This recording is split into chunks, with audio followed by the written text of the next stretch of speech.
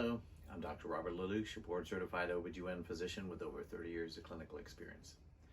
And today we're going to talk about if you decide not to breastfeed and breast engorgement that you might encounter. So if you've just had a baby and you decide not to breastfeed, we'll support you. We want to get you through this for sure.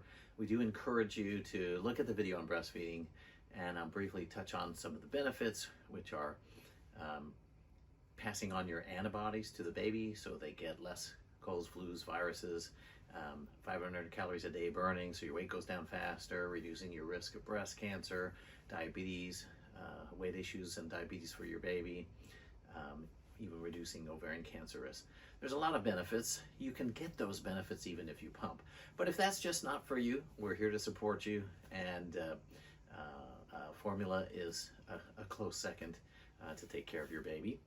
And just be aware that once you get home, you're going to get some breast engorgement, and it can be quite uncomfortable and last a few days. It usually comes on the second or third day when you get home, and you get significant swelling of your breasts.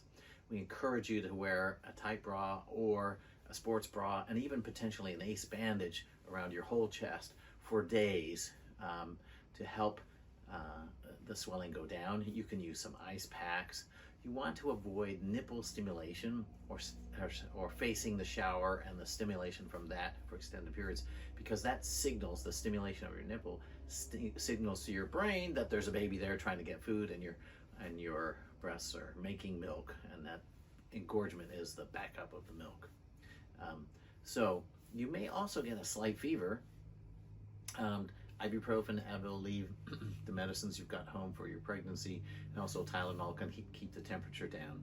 But watch carefully if you have a really red hot spot in one location, or a large lump in one location, or the fever is really high, or you're really getting sick. You could also have mastitis, an infection of the breast that needs to get treated. That's more common while you're breastfeeding than not, but it's not always easy to distinguish. So if you're not getting better using these measures, you want to report that to your physician and help get guided directly. Okay, the breast engorgement can occasionally be quite severe.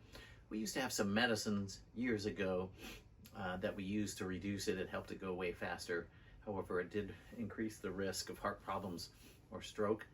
Rarely, but enough to decide against using it. There is a new medicine to inhibit the hormone called prolactin, but it's still not highly recommended by the FDA, and we rarely use it. But in severe cases, if you don't have mastitis, that's something you want to bring up to your obstetrician.